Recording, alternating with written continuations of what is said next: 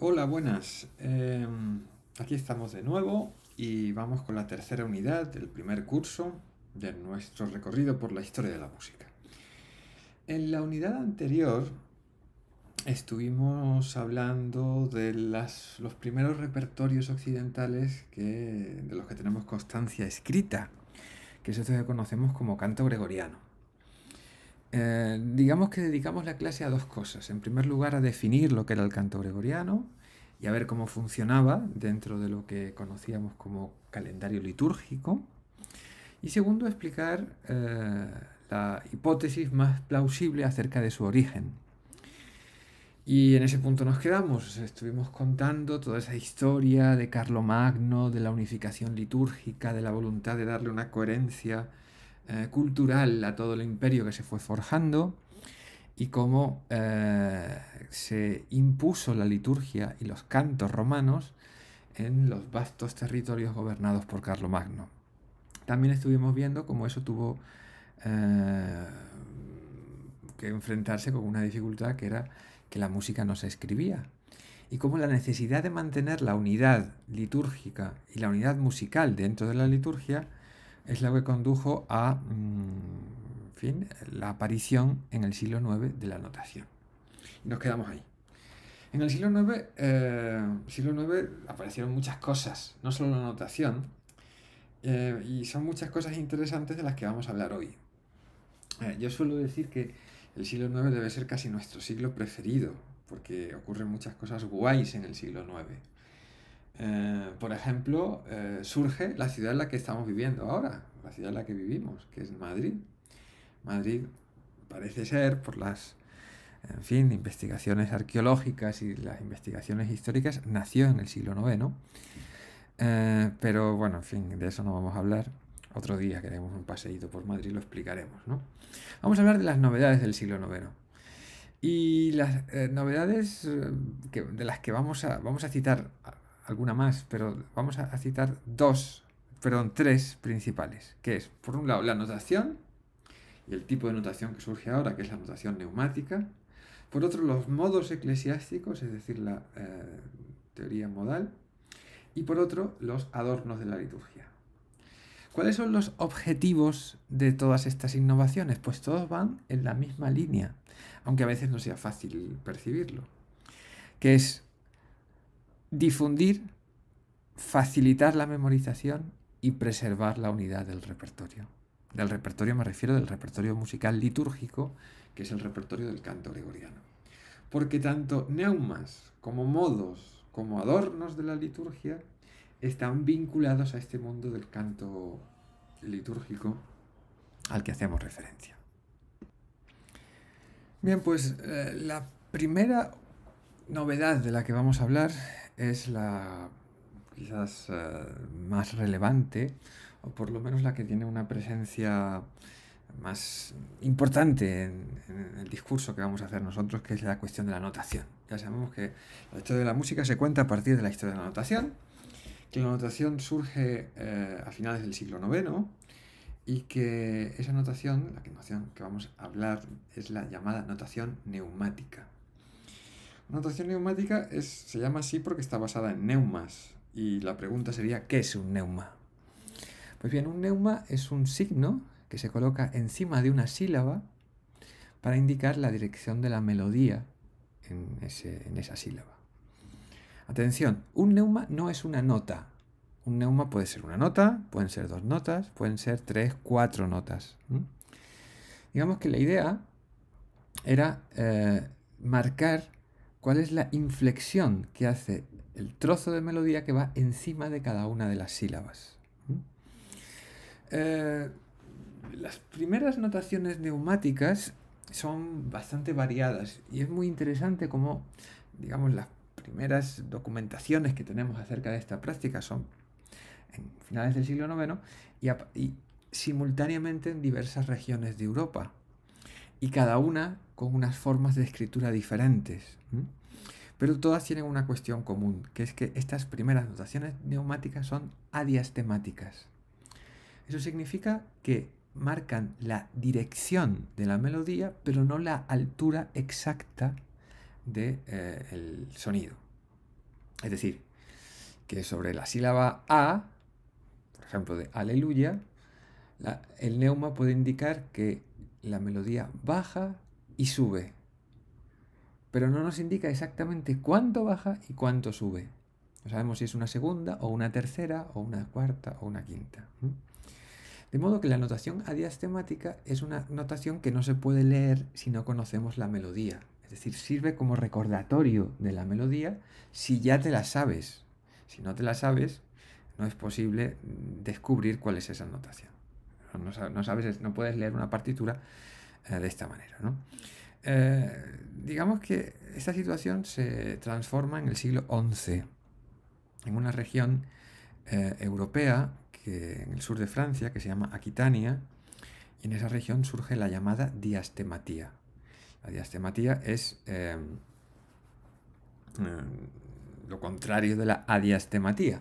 Es decir, bueno, no lo contrario, sino que es, digamos, tiene que ver con lo mismo, pero en sentido negativo.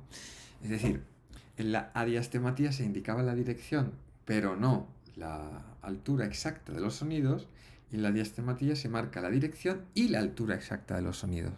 De modo que los neumas están colocados a diferentes alturas que alineándose aquellas notas que son coincidentes en altura, que son la misma nota.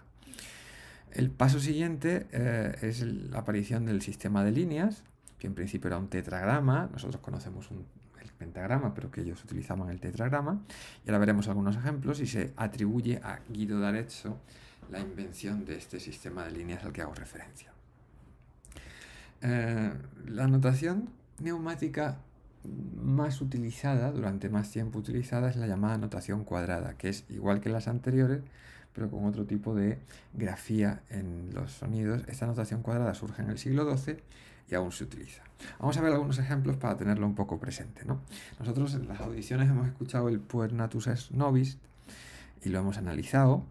Aquí tenemos un manuscrito, y si metemos el zoom un poquito, vemos, esto era la segunda columna por en medio, y vemos aquí Puer natus est nobis et filius datus est nobis, y sobre el texto aparecen los neumas. Estos neumas, lo veis, están... ¿Recordáis la melodía, no? Sol, re, natus est nobis, es filius. Bueno, madre mía, como estoy cantando y esto se graba, qué pena. Que bueno, ahí veis que en cada una de las sílabas, más o menos, tenemos un dibujito, un neuma. Y se va marcando el tipo de inflexión que hace ahí. Estos neumas están ya colocados a distintas alturas, ¿lo veis? Estos son neumas diastemáticos, pero son neumas in campo aperto. Esto significa que no aparece la pauta, no aparece el tetragrama o el pentagrama sobre el que se sostienen, pero sí están colocados a diferentes alturas, lo que permitiría leer el asunto, o sea, la partitura, aunque no sepamos la melodía. Bien, aquí hay otro ejemplo de otros neumas, de otra escuela neumática, o sea, porque digamos que las grafías son diferentes. Aquí tenemos otro Puer natus est nobis, abajo de este manuscrito, aquí en grande. Y en este caso, lo veis, el dibujo es distinto. Los neumas son también diastemáticos y cuentan con una pauta, que en este caso es el tetragrama, que facilita la lectura. ¿Veis el tetragrama? Lo primero que aparece es esa C, que es la clave de Do, en este caso en tercera línea. Sol, re, mi, re, do, si, do, mi, re, sol, re, mi, re, do, si, la, do, re, do. ¿Veis? Do, re, do, sol, la, sol. Tengo la garganta fatal y canto mal. Bien, lo que hablábamos de la notación cuadrada, este es un ejemplo de notación cuadrada, que es igual, pero parece que la notación cuadrada surge en un momento en el que cambia la tecnología de la escritura. Empiezan a escribir con otros artilugios y es más fácil escribir con estas notaciones cuadradas. Esto, por ejemplo, ya es un libro impreso de principios del siglo XVII, si no recuerdo mal. Es la llamada Editio Medicea, que es la edición del canto gregoriano que se hizo tras el Concilio de Trento. Y aquí veis que se mantiene la misma notación que en el siglo XII, que es esta notación cuadrada, que es una notación neumática pero cuadrada. Y esto, para que veáis, es los libros que se utilizan ahora para cantar el gregoriano. Con sus tetragramas, notación cuadrada. Veis, por ejemplo, si repasáis, ¿no? Lo primero que aparece en el Deus ita tintorium meum intende, en la víspera del domingo, es la clave de Do, la clave de C, que está en cuarta línea, después un neuma, un segundo neuma, y luego hay como una respiración. Esa coma es una respiración. Luego hay una sucesión de neumas y doble barra. Hay dobles barras, hay barras que parecen de compás, pero no son de compás, porque debe quedar muy claro, en el gregoriano no hay barras de compás, en tanto que el ritmo es un ritmo declamatorio, es un ritmo libre. Si os da por cantar gregoriano, encontraréis este tipo de ediciones o encontraréis este tipo de ediciones. Este es el que se llama el Graduale Triplex, que se utilizan en muchos coros para cantar gregoriano, coros que son, digamos, más científicos o más musicológicos. Aquí aparece la notación cuadrada, pero está superpuesta dos tipos de notaciones más antiguas. ¿Lo veis? Son neumas sangalenses y... ¿Cuáles son los otros neumas que se utilizan aquí? Bueno, no recuerdo cuál. Unos en rojo y otros en negro. Pero es lo mismo, quiero decir, lo que está representado en los tres tipos de neumas es lo mismo. Simplemente los neumas antiguos parece que indicaban más cuestiones interpretativas que los neumas modernos, que los neumas cuadrados. Aunque esto es objeto de discusión por parte de los expertos. No se sabe con total exactitud qué significan los neumas más antiguos. Sabemos, digamos, los rasgos generales para interpretarlos, pero no sabemos con total exactitud lo que significan. Y en fin, y confrontar unos neumas con otros nos pueden ayudar a desarrollar interpretaciones del gregoriano más, vamos a decirlo así, alternativas, ¿no? Entonces, la primera novedad del siglo IX es la notación. La segunda novedad que surge paralela a la notación es el sistema de modos. Y estos señores teorizan el sistema modal inspirándose en los modos que ya existía en la antigüedad. Ya sabéis que ellos tenían un vínculo intelectual y emocional muy fuerte con la antigüedad y ellos percibieron ciertas regularidades en su música y quisieron ver paralelismos entre esas regularidades y la música de la antigüedad. Lo que ocurre es que los modos antiguos y los modos medievales, aunque a veces se utilizan las mismas denominaciones, nosotros no, pero en algunos sitios encontraréis las mismas denominaciones que hablan de dórico, de frigio, de lidio, de tal, en realidad corresponden a cosas diferentes, ¿no? Mirad, para explicarlo de forma muy sencilla, la teoría modal medieval no es más que una manera de ordenar el repertorio. Ellos se dieron cuenta que en las piezas que cantaban había algunas que se parecían. Y el identificar las piezas que se parecían facilitaba el proceso de memorización. Por lo tanto, la teoría modal nace con el mismo impulso que la notación. Es hacer más fácil la memorización del repertorio. Y una cosa está muy clara. El repertorio se memoriza, o cualquier cosa se memoriza si somos capaces de identificarlo y de clasificarlo. Tú estudias un idioma extranjero y tienes que aprenderte el vocabulario, pues se lo suelen enseñar como por grupos, ¿no?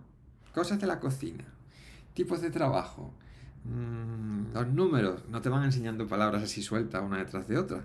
Pues esto igual, se dieron cuenta que había rasgos parecidos entre algunas piezas y consiguieron clasificar estas piezas, ¿no? Al final definieron 8 modos, 4 modos principales y 4 plagales que estaban determinados por 4 características: la nota final, el ámbito, la recitativa sálmica y las fórmulas melódicas. Permitidme que os explique esto teniendo los modos por delante. ¿Qué es esto? En fin, lo primero que se dieron cuenta es que sus piezas de gregoriano acababan en 4 notas diferentes. Había algunas que acababan en re, otras que acababan en mi, otras en fa y otras en sol. Si repasáis la tabla que tenemos delante, por en medio aparece, si veis la línea de arriba, pone modo, después pone finalis y después repercusión, ¿no? Pues nos quedamos finalis. Finalis es la nota final. Hay algunas piezas que acaban en re, otras que son las 2 primeras, otras que acaban en mi, que son la tercera y la cuarta, otras que acaban en fa, quinta y sexta, y otras en sol, que es la séptima y la octava. Que acaban significa que la melodía, sol, re, mi, re, do, re, do, mi, re, sol, re, si, la, sol, acaba en sol, ¿vale? O acaba en fa, o acaba en mi, o acaba en re. Esa es la finalis. Y la nota finalis marca con 4 tipos de modo. De re, de mi, de fa, de sol. La segunda cuestión es el ámbito. Es decir, la tesitura. Se dieron cuenta que las piezas que acababan en re podían tener como 2 tesituras diferentes, 2 ámbitos, 2 registros diferentes. Algunas en las que el re era el re final, el re en el que se acababa, era la nota más grave de toda la tesitura. Y la pieza se movía entre ese re y una octava superior. Eso es lo que se llama un modo auténtico. Y el modo primero es el modo de re auténtico. Las piezas que terminan en re y cuya tesitura va desde ese re hasta la octava superior es lo que se llama modo primero o modo de re auténtico. Había otras piezas que acababan en re, como el modo segundo, pero que su tesitura se movía entre una quinta, más o menos cuarta o quinta por encima y una cuarta o quinta por debajo de esa nota. De modo que la nota final, el re, era el centro más o menos de la tesitura. A ese tipo de piezas las llamaban plagales. El modo de re plagal es el modo segundo. Y eso pasa con todas las piezas. Las que acaban en mi, hay 2 tipos. El mi auténtico, que es el mi en la que esa nota final es la más grave de una tesitura que se mueve hacia una octava por encima, o el mi plagal, que es que el mi queda en medio del ámbito de la pieza. Igual con el fa, igual con el sol. Entonces, modo primero, re auténtico, modo segundo, re plagal. Modo tercero, mi auténtico, modo cuarto, mi plagal. Modo quinto, fa auténtico, modo sexto, fa plagal. Modo séptimo, sol auténtico, modo octavo, sol plagal. Además de la nota final y del ámbito, hay otro de los criterios que es lo que aquí llaman repercusio o que nosotros llamamos nota recitativa sálmica. Esto hay que explicarlo con un poco más de detenimiento. Nosotros estuvimos hablando de la misa y veíamos que había piezas en la misa que tenían una melodía propia, que es lo que llamamos el propio y el ordinario. El introito, el kyrie, el credo, todos esos tenían una melodía propia, como por ejemplo el introito de la misa de Navidad, que es el puer natus al que hacemos referencia constantemente. Pero hay otras piezas, hay otras oraciones dentro de la misa y dentro del oficio que no tienen una melodía predeterminada, sino que se entonan con lo que se llaman fórmulas melódicas. Eso lo habéis escuchado si habéis ido a misa alguna vez, ¿eh? Una fórmula melódica puede ser...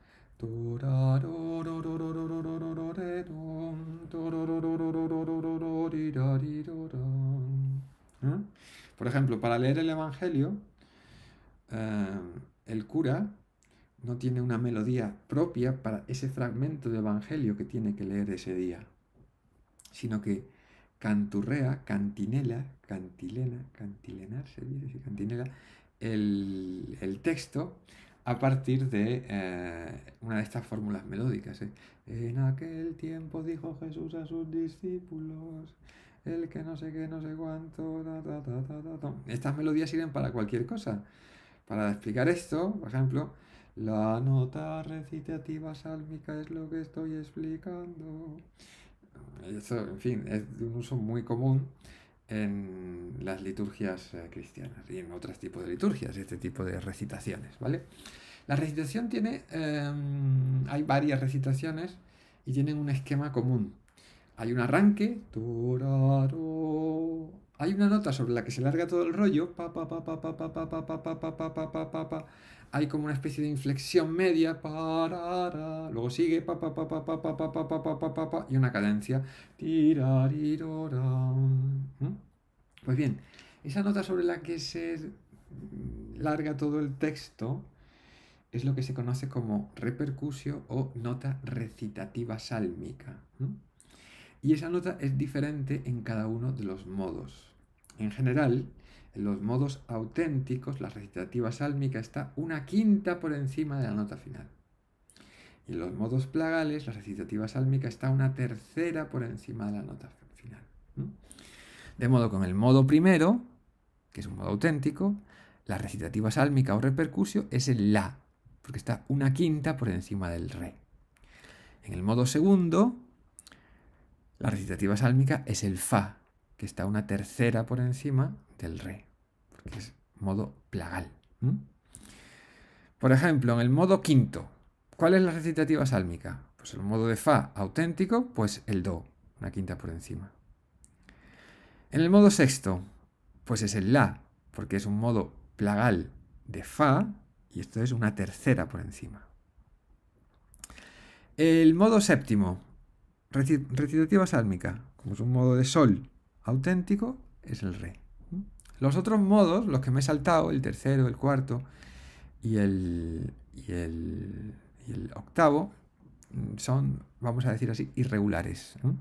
Porque, por ejemplo, el tercero, la nota recitativa sálmica debía ser el si. Pero como el si es una nota conflictiva en el sistema modal, en tanto que es en realidad la única nota que se alteraba para evitar aquello que llamaban el diablo sin música, el tritono entre el fa y el si, pues el si en realidad es variable. Ellos tenían a veces el si natural y otras veces el si bemol. Y bueno, que el si no lo queremos. De modo que en vez del si, la recitativa pasa al do. Eso es lo mismo que ocurre en el modo octavo, que le correspondería el si, pero es el do también. Y el que es la excepción más absoluta es el modo cuarto, que debía ser el sol, pero es el la. ¿Por qué? Pues porque es así, y ya está. Digamos, esto parte de la experiencia, del análisis de las piezas, no de ningún apriorismo teórico. Además de... Espérate, vamos a volver a esto. ¿Dónde estaba? Que me he perdido. Aquí. Además de la nota final, el ámbito y la recitativa sálmica, hay otro aspecto que sirve para definir los modos, que son las fórmulas melódicas. No vamos a entrar mucho en esto, a lo mejor en la charla que tengamos si lo hacemos, pero la recitativa sálmica las fórmulas melódicas tienen que ver con que cada modo tiene algunos motivos melódicos que son más frecuentes. Por ejemplo, en el modo séptimo, que es el modo que tiene el puer natus, lo normal es que las piezas comiencen por un salto de quinta. Sol, re, re, como el puer natus. Hay muchísimas piezas del modo séptimo que empiezan así. Y hay, digamos, varios de estos rasgos que definen los modos y que tienen que ver seguramente con el origen improvisatorio que tiene este repertorio a partir de ciertas fórmulas que servían para improvisar. De eso, si os apetece, podemos hablar en la charla que tengamos. Bien, la otra novedad del siglo IX es lo que vamos a llamar los adornos de la liturgia. Ya sabemos que la liturgia es todo ese repertorio de textos y músicas oficiales en el culto cristiano, pero en el siglo IX, al mismo tiempo que surge la notación y al mismo tiempo que surge la teoría modal, empiezan a aparecer determinados añadidos que sirven para adornar la liturgia. Mirad, imaginaos, yo soy el responsable de un monasterio, el abad de un monasterio, y tengo que preparar las celebraciones de Navidad, que ya falta poco, bueno, no falta poco, pero bueno, imaginamos que falta poco. Para la misa de Navidad yo tengo unos textos que no se pueden tocar, yo tengo una música que no se puede tocar, pero que sí se puede adornar. Quiero decir, yo puedo embellecer, yo puedo darle un nuevo sentido a la pieza gregoriana, añadiéndole músicas o textos que no desvirtúan porque no modifican el texto ni la música original, sino que lo enriquece. Parece ser que estos adornos de la liturgia surgen en el Imperio Carolingio un poco como una forma de resistencia a los nuevos repertorios que se imponían desde Roma. Y estos adornos de la liturgia reciben el nombre de tropos y secuencias. ¿Qué es un tropo? Pues un tropo es un añadido o un desarrollo de una pieza gregoriana. Y tiene como función embellecer, amplificar y explicar la liturgia. Embellecer, digamos, dotándole digamos, de más elementos que lo enriquece. Amplificar, haciendo las piezas más largas, que era una manera como de darle más solemnidad a determinadas celebraciones. Y explicar, porque en los tropos lo que se hace es dar como una especie de análisis teológico de lo que los, los textos litúrgicos señalan, ¿no? En el fondo, de lo que se trata en muchos casos es de explicar a una población que acaba de cambiar de liturgia lo que significan los nuevos textos, es decir, adaptar a la población franca un repertorio que procedía de Roma y que era ajeno. Y muchas veces lo que se hace también es enlazar, como digo, ideas del Antiguo y el Nuevo Testamento en explicaciones teológicas, en ocasiones bastante alambicadas. ¿Cómo se tropa una pieza gregoriana? Pues una pieza gregoriana, que pensamos que es, imagínate que es como un ladrillo, ¿eh? Una pieza gregoriana es algo inamovible, ¿eh? Pues a una pieza gregoriana se le pueden poner cosas antes, después o incluso en medio.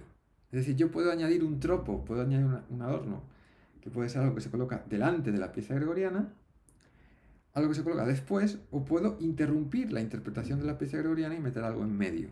Esos son los tropos que se llaman de introducción, si van antes, de interpolación, si va en medio, o agregado, si va detrás. ¿Y qué tipos de materiales se pueden añadir? Pues se pueden añadir materiales solamente melódicos, es decir, melismas, que se añaden a la pieza gregoriana. Se pueden añadir solo textos, pero estos sobre melismas ya existentes en la pieza gregoriana, y esto es muy común, por ejemplo, en los aleluyas, que el aleluya es una pieza propio de la misa que acaba con un larguísimo melisma sobre la A final. Es una pieza de júbilo y acaba con un melisma.